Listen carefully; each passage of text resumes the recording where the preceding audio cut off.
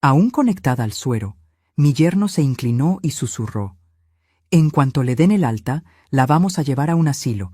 Necesitamos su cuarto para montar la oficina». La mano me temblaba de rabia, pero no abrí los ojos. Mantuve la respiración lenta, rítmica, imitando el sueño profundo de la sedación, aunque por dentro mi corazón galopaba tan fuerte que temí que el monitor cardíaco me delatara con su bip, bip, bip acelerado. Sentí su aliento cerca de mi oreja, un olor mezcla de café barato y esa loción importada que compraba con el dinero que mi hija y yo le dábamos. Esteban se enderezó, soltó un suspiro de impaciencia y escuché el sonido de sus zapatos de suela dura golpeando el piso de linóleo frío del hospital. «¿Ya oíste al doctor, Valeria?», dijo él, ya no susurrando, sino con ese tono de voz que usan los hombres que creen que siempre tienen la razón. «Tu madre ya está muy grande. Esto fue un aviso. Un preinfarto no es juego. Necesita cuidados profesionales, gente que sepa limpiarla si se hace encima, que le dé las pastillas a la hora exacta. Nosotros somos jóvenes, amor. Tenemos proyectos. Ese cuarto de abajo es perfecto para el estudio de grabación». Hubo un silencio espeso, doloroso. Yo esperaba la voz de mi hija.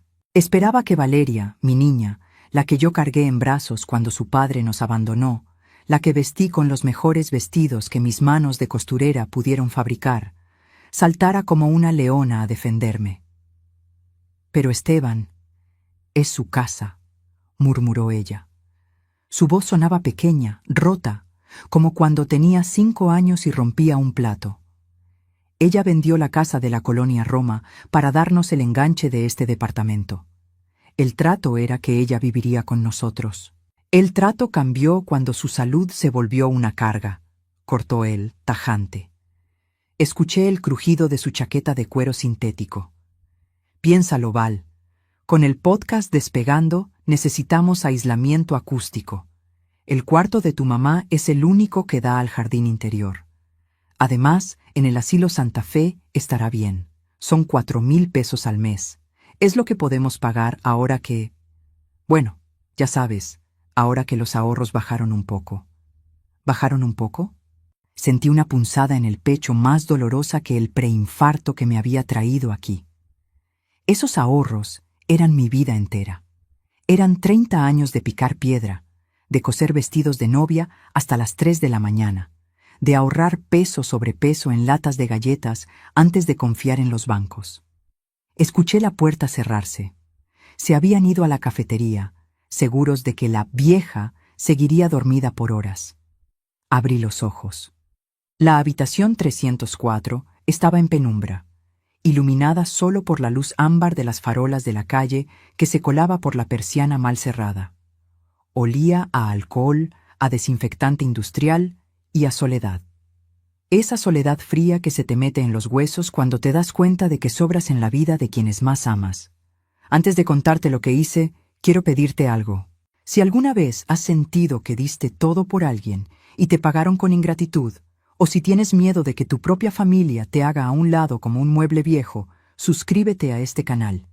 Aquí no solo contamos historias, aquí aprendemos a defendernos. Dale like ahora mismo si crees que las madres merecen respeto sagrado. En el comentario fijado dejé un regalo. Volví a mirar el techo blanco. Una lágrima caliente rodó por mi sien hasta mojar la almohada, pero fue solo una. Me la sequé con el dorso de la mano donde tenía el catéter.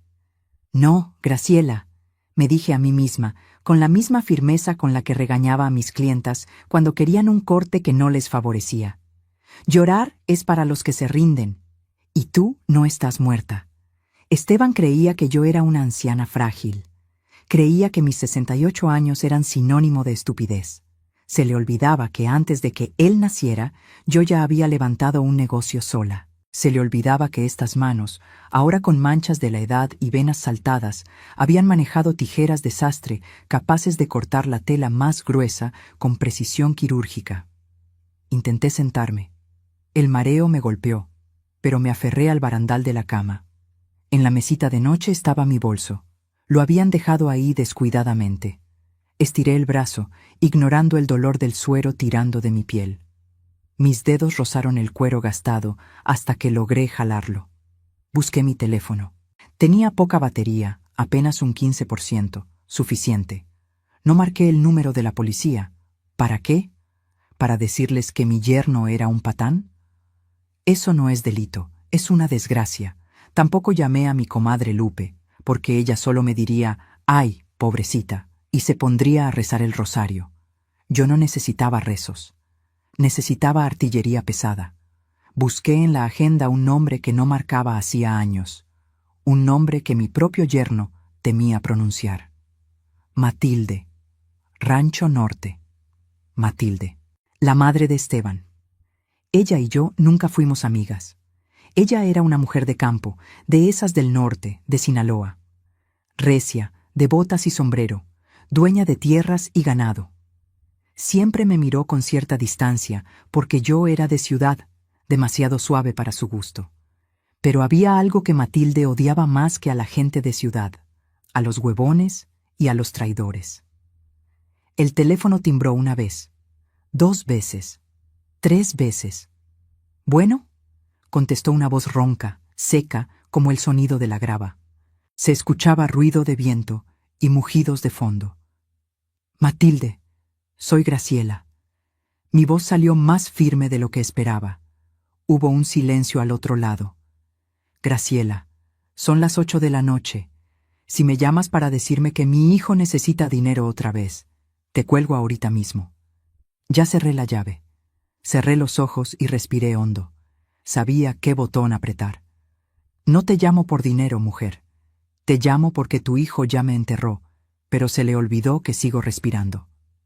«¿De qué hablas?». El tono de Matilde cambió. Ya no era molestia, era alerta. «Estoy en el hospital, un susto del corazón, y acabo de escuchar a tu hijo, a mi yerno Esteban, decirle a mi Valeria que en cuanto salga de aquí me van a meter a un asilo de mala muerte. Dice que necesita mi recámara para montar una oficina para su podcast. Y lo peor, Matilde, dice que lo van a pagar con mis ahorros porque los de él ya no existen». Escuché un golpe seco al otro lado de la línea, como si alguien hubiera dado un manotazo en una mesa de madera maciza. ¿Ese inútil dijo eso? Lo dijo. Y Valeria agachó la cabeza. La respiración de Matilde se escuchaba agitada a través del auricular. Yo sabía que ella era una mujer de honor antiguo, de esas que creen que la madre es sagrada, aunque la madre sea la suegra. «Graciela, escúchame bien», dijo Matilde, y su voz bajó un tono, volviéndose peligrosamente tranquila. «No firmes nada, no te mueras, y sobre todo, no les digas que hablaste conmigo». «¿Qué vas a hacer?», pregunté, sintiendo por primera vez en horas que no estaba sola en esa trinchera. «Voy para allá. El camión sale en 1 hora. Voy a ir a ver lo que crié. Y si es cierto lo que me dices, Dios lo agarre confesado, porque yo no lo voy a perdonar». Matilde la detuve antes de que colgara. «Trae ropa negra». «¿Por qué? ¿Ya te sientes tan mal?». «No», respondí, mirando mi reflejo pálido en la pantalla apagada del televisor frente a mí. «Porque vamos a ir a un funeral, el funeral de la buena vida de tu hijo». Colgué justo cuando la perilla de la puerta giró. Era la enfermera. Rápidamente escondí el celular bajo la sábana y cerré los ojos, volviendo a mi papel de anciana moribunda. Pero bajo las sábanas, mis manos ya no temblaban. Ahora estaban cerradas en puños.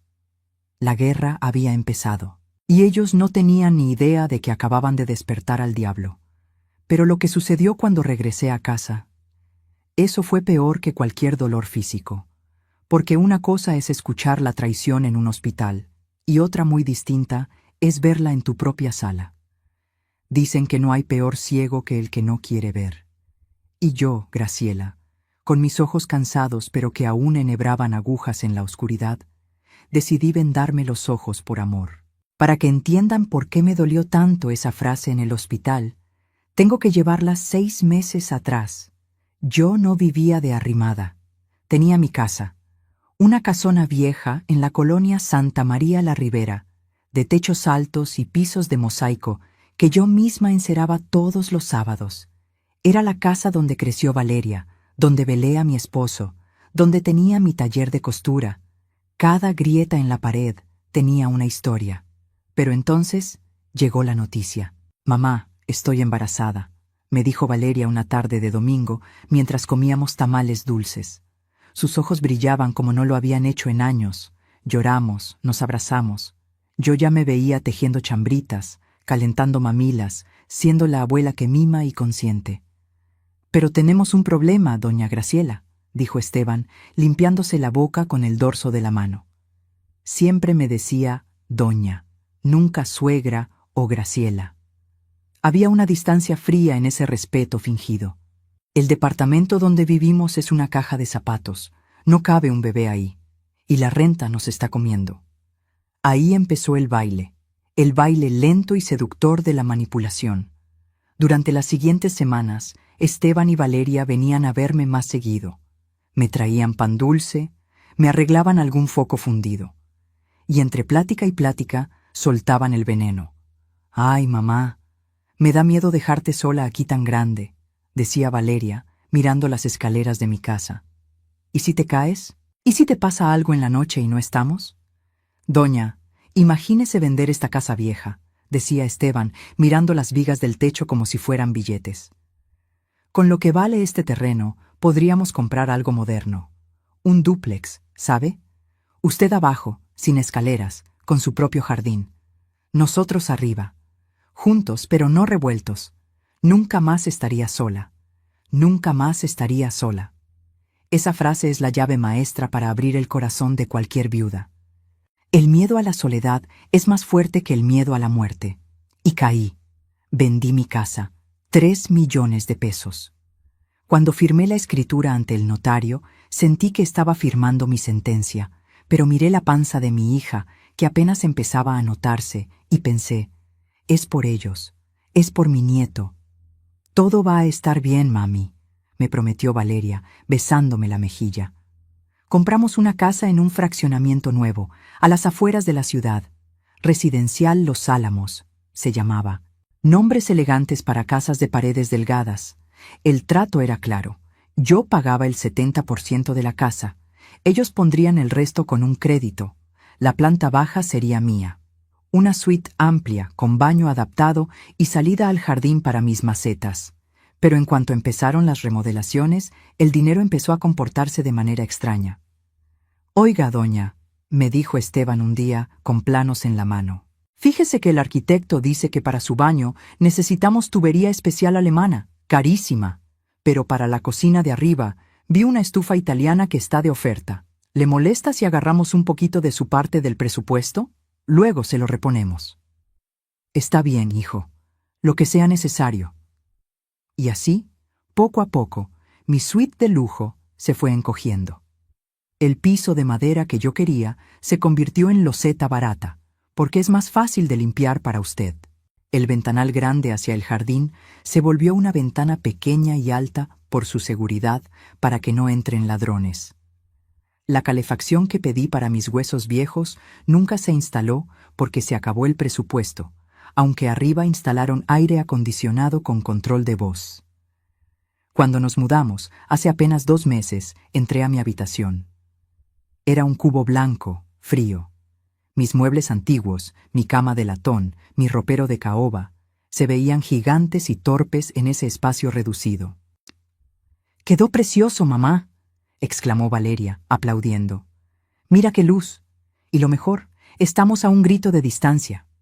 Subí a la planta alta para conocer su parte. Era como entrar a otro mundo. Pisos de mármol, luces LED empotradas, una cocina de granito negro que brillaba como espejo. Una pantalla de 80 pulgadas dominaba la sala. «Quedó muy bonito, hija», dije, sintiendo un nudo en la garganta. «Se ve que le invirtieron mucho». «Es inversión, doña», dijo Esteban, sirviéndose un whisky en una copa de cristal cortado. «Esto es plusvalía. Su cuarto es funcional. Esto es estilo de vida». Me tragué el coraje.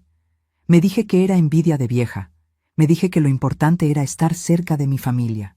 Pero esa noche, la primera noche en la casa nueva, escuché ruidos arriba. Risas, música. Estaban celebrando. Y yo estaba abajo, en mi cuarto frío, desempacando cajas, intentando encontrar dónde poner la foto de mi difunto esposo sin que estorbara. Entonces vi mi estado de cuenta bancario. Quedaban 850,000 pesos. Era todo lo que me quedaba de la venta de mi casa y de los seguros de vida de mi marido. Esto no se toca, me prometí. Esto es para mi vejez, para mis medicinas, para mi entierro. Pobre ilusa. No sabía que Esteban ya tenía planes para ese dinero también. No sabía que mi suite no era mi hogar, sino una sala de espera antes de mandarme al depósito de los olvidados. El recuerdo se desvanece y vuelvo al presente, al taxi que me lleva del hospital a esa casa que no siento mía. Voy sentada atrás. Valeria va de copiloto. Esteban maneja. Nadie habla. Miro por la ventana las calles de la ciudad, grises y lluviosas. Me toco el bolsillo del suéter. Ahí está mi celular. Ahí está la llamada con Matilde.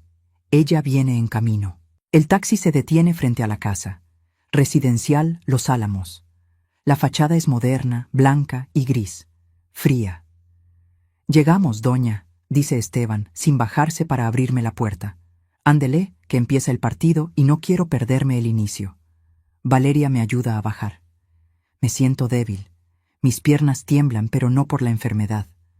Tiemblan por lo que estoy a punto de ver. Porque al entrar a la casa, lo primero que noté no fue el olor a limpio, ni el silencio. Lo primero que noté fue un espacio vacío en la entrada. Mi vitrina. Mi vitrina de madera de cerezo, esa joya que perteneció a mi abuela, con cristales biselados y patas talladas a mano. Ya no estaba. Valeria, dije, y mi voz salió ronca. ¿Dónde está mi vitrina? Valeria miró a Esteban. Esteban se encogió de hombros mientras sacaba las maletas del taxi. Ah, eso, dijo él, como quien habla del clima. La movimos al garaje, doña. Es que desentona mucho con el concepto minimalista de la sala. Además, ocupa mucho espacio y junta polvo. En el garaje está bien, le pusimos una lona encima. Sentí que el suelo se abría. Esa vitrina no era un mueble, era mi historia. Ahí guardaba la vajilla con la que serví mi cena de bodas. Ahí estaban las copas de cristal checoslovaco que mi padre trajo de un viaje. ¿Al garaje? Repetí, sintiendo cómo el calor subía por mi cuello. ¿Al garaje húmedo donde guardas tu motocicleta grasienta? Ay, mamá, no hagas drama, intervino Valeria, tomándome del brazo con esa condescendencia que empezaba a odiar. Es temporal. Luego vemos qué hacemos con ella. Ven, vamos a tu cuarto, necesitas descansar. Me dejé llevar. Caminé arrastrando los pies hacia mi cuarto, ese cubo blanco y frío. Pero mientras caminaba, vi algo más. Sobre la mesa de centro de la sala, la mesa de diseño moderno, había un folleto brillante. Letras azules y doradas. Residencia Geriátrica Santa Fe. Tu descanso eterno empieza aquí. Lo habían dejado ahí, a la vista, como un mensaje subliminal, o tal vez como una amenaza silenciosa. Entré a mi cuarto y cerré la puerta.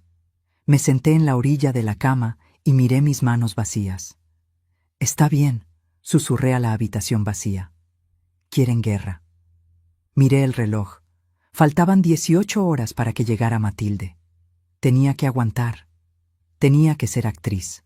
Tenía que sonreír mientras me clavaban el puñal, para poder sacárselos yo misma cuando menos lo esperaran. Pero lo que pasó esa noche durante la cena, eso casi me hace perder los estribos antes de tiempo. Porque la crueldad, cuando viene disfrazada de amor familiar, es el veneno más difícil de tragar. El sonido del tenedor de plástico rompiéndose contra la carne dura fue lo único que interrumpió el monólogo de mi yerno. Me quedé con el mango blanco en la mano y las puntas clavadas en el bistec. Levanté la vista, avergonzada, esperando un gesto de ayuda, pero nadie se movió. Esteban estaba en la cabecera de la mesa, mi mesa de caoba, la que yo barnicé durante 20 años, bebiendo vino tinto en una de mis copas de cristal de Bohemia.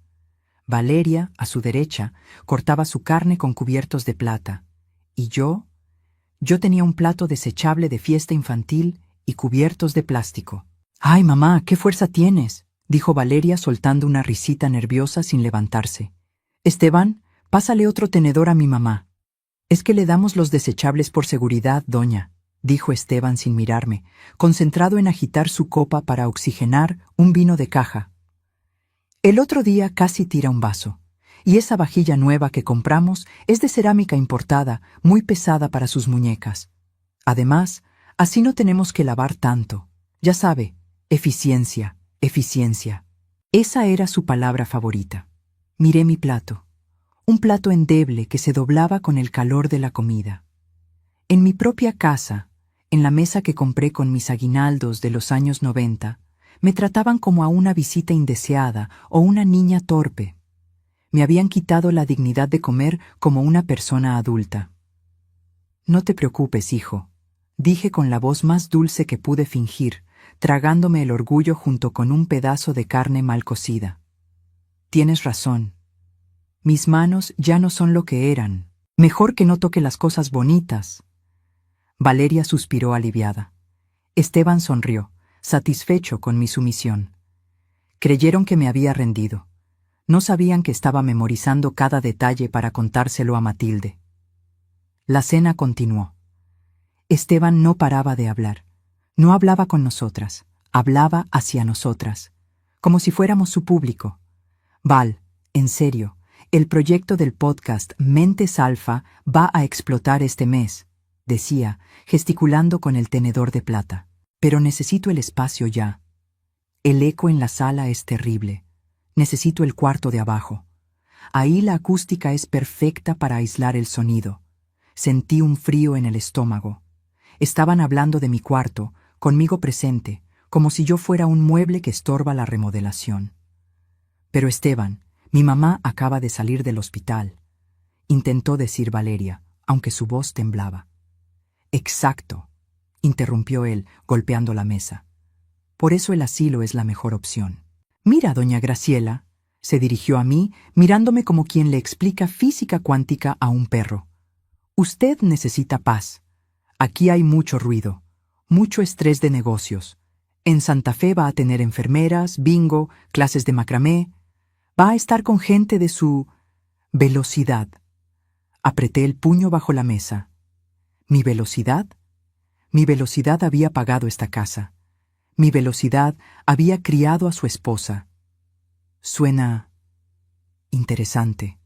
Mentí. Levanté la vista y lo miré a los ojos, con esa mirada de anciana despistada que estaba perfeccionando. «Pero, mijo, ¿no es muy caro? Yo ya no tengo mucho dinero después de lo de la casa». Esteban y Valeria intercambiaron una mirada rápida. Una mirada de complicidad culposa. «Del dinero no se preocupe, suegra», dijo él volviendo a llenar su copa. «Nosotros nos encargamos de administrar eso. Usted solo dedíquese a descansar, administrar». Otra palabra elegante para decir robar. Terminamos de cenar. Valeria recogió los platos. Los de ellos fueron al lavavajillas silencioso. El mío, con los restos de comida, fue directo al bote de basura. Sentí que una parte de mí se iba ahí también. «Vaya a descansar, doña», me dijo Esteban, sacando su celular. «Yo me quedo aquí haciendo unas llamadas importantes con inversionistas de Monterrey». Me levanté despacio, apoyándome en las sillas. «Buenas noches, hijos, que descansen». Caminé hacia mi cuarto, ese cubo helado en la planta baja. Cerré la puerta y le puse el seguro, aunque sabía que ellos tenían la llave maestra. Me senté en la cama, sin prender la luz. Mi respiración estaba agitada. La humillación de los platos de plástico me ardía en la garganta más que el ácido del estómago. Pero entonces escuché algo. Las paredes de estas casas modernas son delgadas, puro panel de yeso, y mi cuarto estaba justo debajo de donde Esteban se había quedado sentado. Escuché el arrastrar de una silla, y luego su voz. No la voz impostada de hombre de negocios, sino una voz diferente, ansiosa, suplicante. Me quité los zapatos para no hacer ruido. Me acerqué a la rejilla de ventilación que conectaba con la sala. Me subí a un banquito de plástico que tenía para alcanzar mi ropa, aguantando el dolor de la espalda. Pegué la oreja. Sí, Charlie, ya sé que se venció el plazo, decía Esteban. Se oía nervioso. Pero escúchame, ya tengo la solución. La vieja ya firmó el alta. En cuanto la metamos al asilo, vendo la camioneta de ella y saco lo que queda de la cuenta mancomunada. Sí, güey, son como 800 bolas, 800,000 pesos. No, ella no se entera, está senil, le doy cualquier papel y firma. Sí, te pago los intereses del préstamo, pero no me mandes a los cobradores a la casa, que mi vieja se asusta. Me tapé la boca con ambas manos para ahogar un grito. No había inversionistas, no había negocios. Esteban debía dinero, mucho dinero, y me iba a usar a mí para pagar sus deudas de juego o de estafas o de lo que fuera que hacía. Está senil. Le doy cualquier papel y firma. Bajé del banquito temblando. Me senté en el suelo frío, abrazando mis rodillas. Sentí miedo, sí, un miedo terrorífico, porque estaba durmiendo bajo el mismo techo que un hombre desesperado capaz de todo. Pero luego miré mi reflejo en el espejo del ropero. Vi mis canas, vi mis arrugas y vi mis ojos. Los ojos de Graciela, los ojos que habían visto morir a un esposo y habían seguido adelante. Los ojos que habían cosido miles de vestidos puntada a puntada. Saqué mi celular, 10% de batería. Escribí un mensaje de texto a un número que no tenía nombre guardado, solo los dígitos. Matilde, apúrate. Es peor de lo que pensamos. Quieren la cuenta de ahorros. Ven preparada para la guerra. La respuesta llegó un minuto después, corta, seca, como un disparo. Llego mañana a las 7 a.m. No les abras la puerta tú. Yo tengo llave. ¿Llave? ¿Cómo tenía Matilde llave? Entonces recordé que hace un año, cuando Valeria y Esteban se casaron, le dieron un juego de llaves por cortesía, sabiendo que ella vivía a 1000 kilómetros y nunca vendría. Grave error. Esa noche no dormí. Me quedé sentada en la oscuridad, escuchando los pasos de Esteban arriba, caminando de un lado a otro como un león enjaulado. Él creía que caminaba sobre su reino. No sabía que estaba caminando sobre una trampa. Y mañana la trampa se iba a cerrar. Si alguna vez has descubierto una mentira que te heló la sangre, déjame decirte algo. El conocimiento es poder. No enfrentes al enemigo cuando estás débil. Espera, acumula pruebas. Y cuando menos lo esperen, ataca. Si quieres saber cómo entra la generala a poner orden, no te muevas, porque lo que Matilde traía en su maleta no era ropa.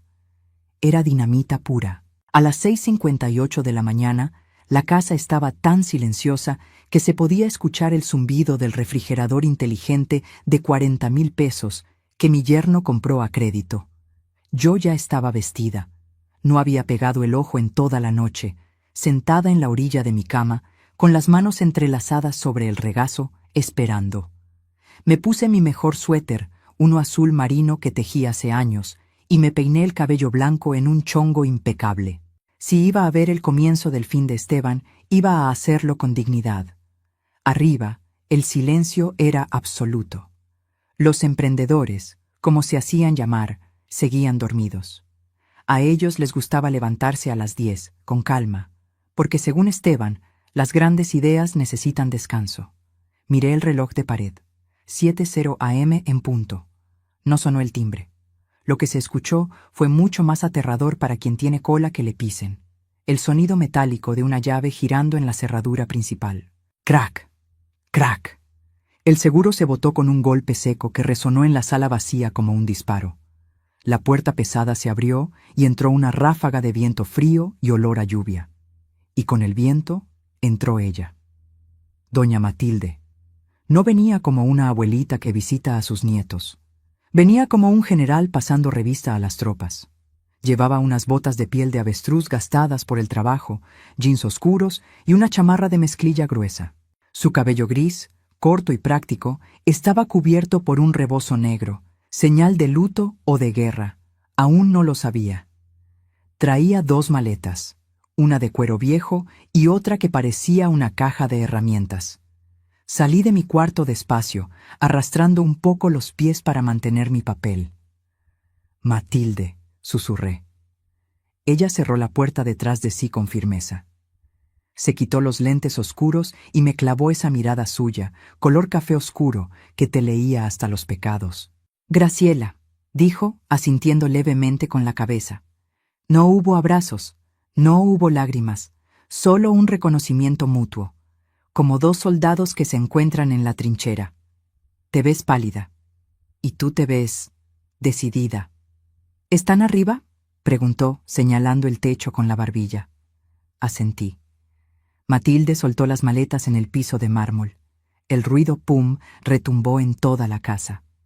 «¡Buenos días!», gritó Matilde con una voz que debió haber despertado hasta a los vecinos de la otra cuadra. No era un grito histérico. Era un vozarrón de mando, de quien está acostumbrada a gritarle al ganado en medio del monte. Se escucharon golpes arriba, pasos apresurados, algo cayéndose. Un minuto después, Esteban apareció en lo alto de la escalera. Estaba en calzoncillos y una camiseta vieja, con el cabello parado y los ojos hinchados por el vino de la noche anterior. Valeria asomó la cabeza detrás de él, envuelta en una bata de seda, pálida como un fantasma. «¿Mamá?». La voz de Esteban salió aguda, temblorosa. «¿Qué haces aquí? Casi me da un infarto». Matilde se cruzó de brazos y miró hacia arriba. Lo escaneó de pies a cabeza con una mueca de disgusto absoluto. «Vine a ver tu imperio, mijo», dijo ella, con un sarcasmo que cortaba. «Y lo primero que veo es a un hombre de 35 años en calzones a las 7 de la mañana, mientras su suegra enferma ya está de pie». Bonita imagen de éxito. Esteban bajó corriendo las escaleras, casi tropezando, intentando taparse con las manos. «No, es que...». «No avisaste, ma. Si hubiera sabido que venías, voy por ti a la central». «¿Pasó algo en el rancho? ¿Estás bien?». Se acercó para abrazarla, pero Matilde dio un paso atrás, esquivándolo con elegancia. «Estoy perfectamente, Esteban. Mejor que tú, por lo que veo». Matilde pasó un dedo por la mesa de la entrada, donde debería estar mi vitrina, y miró el polvo en su yema. «Vine porque tuve un sueño. Soñé que mi familia me necesitaba, y yo siempre le hago caso a mis sueños». Valeria bajó las escaleras, arreglándose la bata, con esa sonrisa falsa que usan las nueras nerviosas. «Suegra, qué sorpresa tan bonita. Bienvenida a su casa». «Gracias, hija», respondió Matilde, pero su tono era frío. «Aunque veo que esta casa tiene poco de hogar y mucho de oficina vacía». Matilde caminó hacia la sala. Sus botas hacían un ruido pesado sobre el mármol, un sonido de autoridad. Tac, tac, tac. Se detuvo frente al garaje. La puerta que conectaba la cocina con el garaje estaba entreabierta. Desde ahí se veía la lona azul cubriendo un bulto grande. «¿Qué hay ahí?», preguntó Matilde señalando con el dedo índice. Esteban palideció. Cosas viejas, mamá. Trastos. Ya sabes, estamos depurando energías». «Cosas viejas», repitió Matilde. Giró la cabeza lentamente y me miró.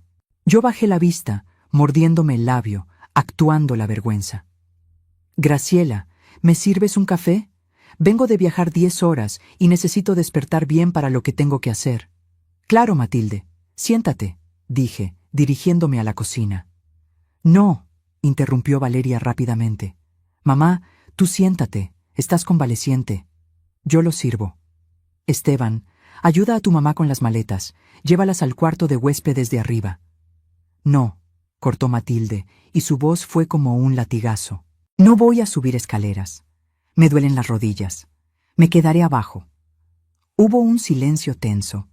El único cuarto abajo era el mío. El cuarto pequeño. El cuarto frío. «Pero mamá», empezó Esteban sudando frío. «Abajo solo está el cuarto de doña Graciela. Es muy chico. Arriba tenemos la suite de visitas con jacuzzi y...». Dije que me quedo abajo. Matilde se quitó el rebozo y lo puso sobre el sofá. «Graciela y yo podemos compartir cuarto. Somos viejas, no roncamos tanto. Además, así nos ponemos al día». «¿O hay algún problema con que me quede con mi consuegra?». Esteban y Valeria intercambiaron miradas de pánico. Si Matilde entraba a mi cuarto, vería la humedad, la falta de muebles, la precariedad en la que me tenían mientras ellos vivían en el lujo. «Para nada», dijo Esteban con una risa nerviosa que sonó a cacareo. «Es solo que... Bueno, queríamos consentirte, pero si quieres dormir abajo, adelante. Val, prepara un colchón inflable o algo». «No hace falta», dije yo, suavemente. «Matilde puede dormir en mi cama. Yo duermo en el sillón reclinable. Total, ya casi no duermo». Matilde me miró, y por un segundo vi un destello de furia en sus ojos. No contra mí, sino por lo que acababa de escuchar, que yo estaba dispuesta a dormir en un sillón en mi propia casa. «Nadie va a dormir en el sillón», sentenció Matilde. «Ahora, ese café. Y Esteban, vístete, tienes visita, y tenemos que hablar de negocios». «¿Negocios?». Los ojos de Esteban se iluminaron. La codicia reemplazó al miedo en un instante. Él pensó: «Mi madre vendió ganado, trae dinero». «Claro, mamá, me doy un regaderazo y bajamos a desayunar. Te voy a presentar el proyecto del podcast, te va a encantar. Es el futuro». Esteban subió corriendo las escaleras, pensando que la suerte le sonreía. Valeria fue a la cocina. Me quedé sola con Matilde en la sala.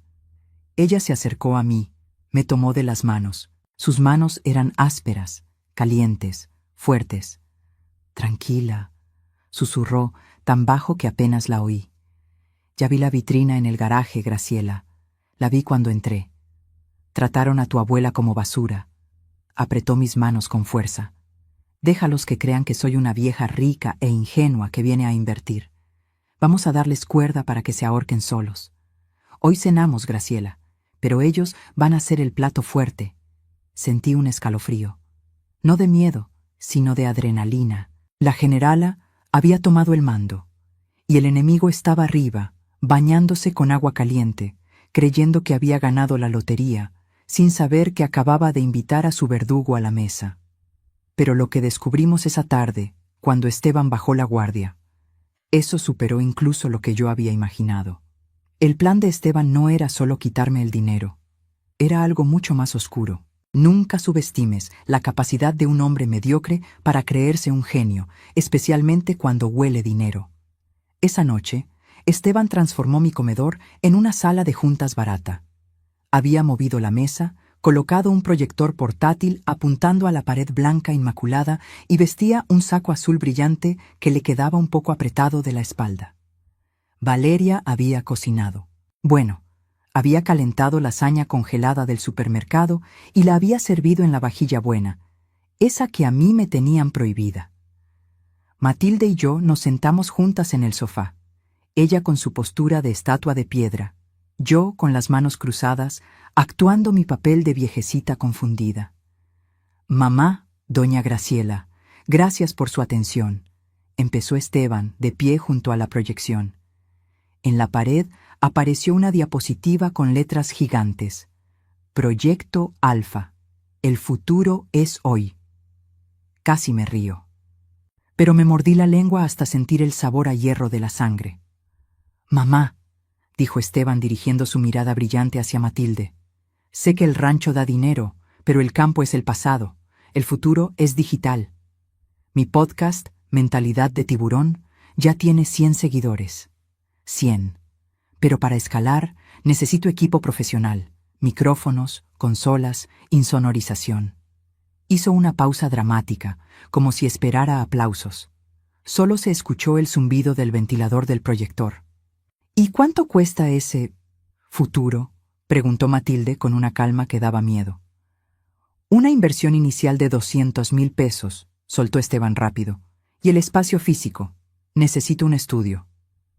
Cambió la diapositiva. Apareció un plano de la casa. Un círculo rojo marcaba mi habitación. La habitación de la planta baja. «Aquí es donde entra el tema delicado», dijo Esteban, bajando la voz y poniendo cara de circunstancias, esa cara falsa de político en campaña. «Val y yo estamos muy preocupados por doña Graciela». Valeria, sentada en una silla lateral, Bajó la cabeza y se puso a jugar con un hilo suelto de su vestido. No se atrevía a mirarme. ¿Preocupados por qué?, pregunté yo, con un hilo de voz. Por su mente, doña, dijo él, acercándose a mí como si fuera a acariciar a un animal rabioso. Se le olvidan las cosas. El otro día dejó el gas abierto. Ayer casi se cae en el baño. Es peligroso que esté aquí, sola, mientras nosotros trabajamos arriba construyendo el imperio. Sentí que el aire me faltaba. Mentira. Jamás había dejado el gas abierto. Mi mente estaba más clara que la de él. Me estaba inventando demencia para justificar su robo. ¿Y cuál es tu solución, hijo?, interrumpió Matilde, girando su anillo de oro en el dedo. Esteban sonrió y cambió la diapositiva otra vez. Apareció una foto de un edificio gris con un jardín triste y seco. Hogar de reposo, el descanso final. Encontré este lugar. Es económico, pero digno. Cuesta 4.500 pesos al mes. Tienen actividades, ven la tele, juegan lotería. Ahí doña Graciela estará segura, y nosotros tendremos el cuarto libre para el estudio. Es un ganar-ganar. Con la pensión de ella se paga sola la mensualidad, y lo que se reinvierte en la casa, que al final es patrimonio de la familia. Matilde se quedó mirando la foto del asilo en la pared. Sus ojos se entrecerraron. 4.500 pesos, repitió ella. Eso cuesta un par de botas mías, Esteban. ¿Me estás diciendo que vas a meter a la madre de tu esposa en un lugar que cuesta lo mismo que unas botas? Esteban titubeó un segundo, sintiendo el cambio en el aire, pero su avaricia lo cegó. Es temporal, mamá. En cuanto el negocio despegue, la movemos a uno de lujo, lo prometo. Pero ahorita necesitamos liquidez, necesito capitalizar los activos. Y doña Graciela, ella ya vivió lo que tenía que vivir, ¿no? Ahora nos toca a nosotros. Hubo un silencio sepulcral. Yo miré a mi hija, a mi Valeria. Ella sabía que yo no estaba loca. Ella sabía que yo le había dado todo. Esperé que levantara la cara. Esperé que dijera, no, mi madre no es un activo que se capitaliza, es mi madre. Pero Valeria levantó la vista con los ojos llorosos y dijo, tal vez tenga razón, mamá. Te veo muy cansada. Quizás ahí estés mejor atendida. Esteban dice que es lo mejor para todos. Ese fue el momento exacto en que mi corazón se rompió. No fue el yerno ambicioso, fue la hija cobarde. La traición de la sangre duele más porque viene de adentro. Matilde se levantó despacio del sofá. Caminó hacia la mesa donde estaban los papeles del proyecto. Tomó el folleto del asilo con 2 dedos, como si fuera algo sucio. ¿Así que este es el plan?, preguntó Matilde, mirando a Esteban. Sacas a la vieja, tomas su cuarto, agarras sus últimos centavos y montas tu show de radio. Es un podcast, mamá. Y sí, es estrategia de negocios. Tú siempre dices que hay que ser duros para tener éxito en el rancho. Estoy siendo duro. Estoy tomando decisiones difíciles. Matilde soltó una risa seca, una sola carcajada corta. ¡Ja! Hijo, dijo ella, acercándose a él hasta quedar cara a cara. Aunque él era más alto, ella se veía inmensa. Yo soy dura con las plagas que atacan mi cosecha. Soy dura con los coyotes que se comen a mis becerros. Pero nunca, escúchame bien, nunca he vendido a mi familia por 4 pesos. Esteban retrocedió un paso, confundido. ¿De qué hablas? Te estoy pidiendo que inviertas conmigo. Si tú pones la mitad, no tenemos que tocar los ahorros de doña Graciela todavía. ¿Invertir? Matilde sacó de su bolsillo un sobre grueso de papel manila que yo no había visto antes. Tienes razón. Vamos a hablar de dinero, porque antes de invertir en tu futuro, me puse a investigar tu presente. Lanzó el sobre la mesa. Se deslizó hasta chocar con la copa de vino de Esteban, derramando el líquido rojo sobre el mantel blanco como una mancha de sangre que se extendía. ¿Qué es esto?, preguntó Valeria, asustada, poniéndose de pie. Ábrelo, ordenó Matilde. Léelo en voz alta, nuera, para que veas con qué clase de tiburón te casaste. Valeria tomó el sobre con manos temblorosas. Sacó unos documentos con sellos oficiales. Yo contuve la respiración. Matilde no había venido solo a regañar. Había venido armada. Es una notificación del banco, leyó Valeria, y su voz se fue apagando. Aviso de embargo precautorio. Deuda acumulada. 550,000 pesos en tarjetas de crédito y préstamos personales. Valeria soltó el papel como si quemara. Miró a Esteban con horror. ¿500,000 de pesos, Esteban?, susurró ella. Me dijiste que debíamos 40,000. Me dijiste que el dinero de mi mamá estaba seguro en la cuenta mancomunada. Esteban estaba pálido, sudando a chorros. Es un error. Son deudas viejas de cuando intenté el negocio de los bitcoins. Lo tenía controlado, gritó, mirando a su madre con desesperación. Mamá, por favor, no hagas esto frente a ellas. ¿Controlado? Matilde golpeó la mesa con la palma abierta. Fui al banco esta mañana antes de venir aquí. Tengo amigos en la gerencia, Esteban. ¿Sabes qué más me dijeron? Que hace 3 días intentaste falsificar la firma de Graciela para vaciar su cuenta de retiro, pero te la bloquearon porque la firma no coincidía. Por eso la quieres en el asilo, para declararla incompetente y tomar la tutela legal de su dinero. Giré la cabeza lentamente hacia él. Intento de robo, fraude. No solo era un mal yerno, era un criminal. Y mi hija estaba durmiendo con él. ¿Intentaste robarle a mi mamá? Valeria retrocedió, chocando contra la pared. Lo hice por nosotros, Val, bramó Esteban, perdiendo la máscara de hombre de negocios. Para no perder esta casa. Si no pago en un mes, nos quitan todo. Necesitaba ese dinero. Tu madre ya no lo usa, ella ya va de salida. En ese momento, dejé de ser la anciana frágil. Me puse de pie, sin bastón, sin temblar. Sentí una fuerza que subía desde mis pies, la fuerza de todas las mujeres de mi linaje que habían aguantado hombres como él. Esteban, dije. Mi voz sonó clara, fuerte, resonando en la sala acústica. Yo iré de salida, pero tú ya no tienes dónde esconderte. Esteban me miró con odio puro. Iba a responder, iba a gritar, tal vez iba a atacarme. Dio un paso hacia mí con los puños cerrados, pero Matilde se interpuso, rápida como una víbora. Metió la mano en su chamarra y sacó algo que hizo que el tiempo se detuviera en esa sala. No era un arma, era algo peor para un hombre como Esteban. Era un cheque. Tengo aquí el cheque para pagar tu deuda total, Esteban, dijo Matilde, sosteniendo el papel en el aire. Puedo salvarte de la cárcel. Puedo salvarte del embargo. Los ojos de Esteban brillaron con esperanza. Cayó de rodillas, literalmente de rodillas, frente a su madre. Gracias, mamá. Sabía que no me dejarías caer. Te juro que te lo voy a pagar. Oh, sí, dijo Matilde, y una sonrisa fría, terrible, curvó sus labios. Me lo vas a pagar, pero no con dinero. Rompió el cheque en 2 pedazos, luego en 4, y dejó caer los papelitos sobre la cabeza de su hijo como si fuera confeti en una fiesta macabra. Yo compré tu deuda al banco, imbécil, ahora tu acreedora soy yo. Y yo no cobro intereses en pesos, yo cobro en sudor. El silencio que siguió fue absoluto. Esteban miraba los pedazos de papel en el suelo, sin entender. Valeria lloraba en silencio en una esquina. Matilde se giró hacia mí y me guiñó un ojo.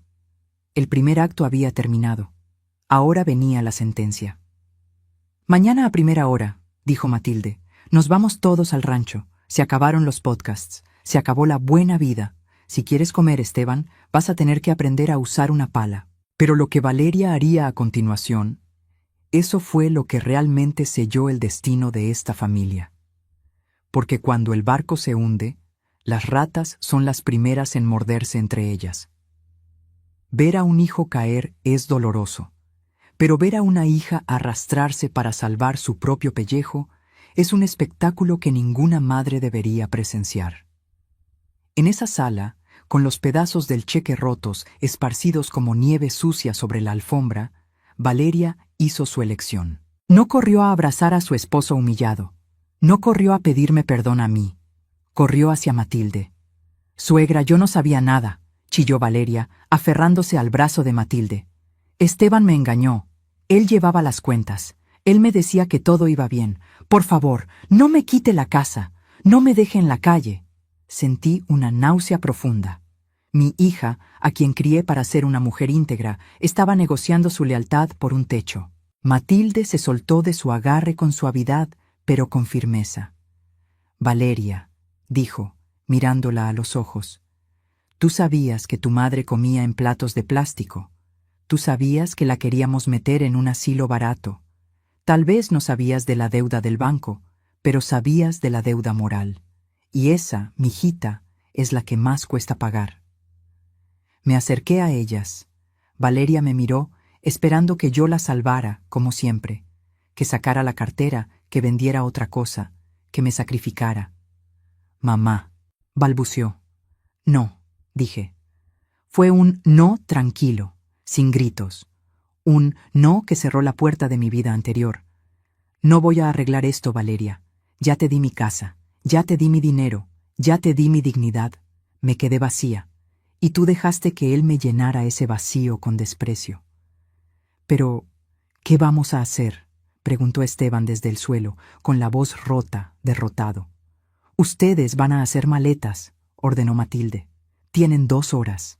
Lo que no quepa en la camioneta se vende para pagar la gasolina. Nos vamos a Sinaloa. El viaje fue largo y silencioso.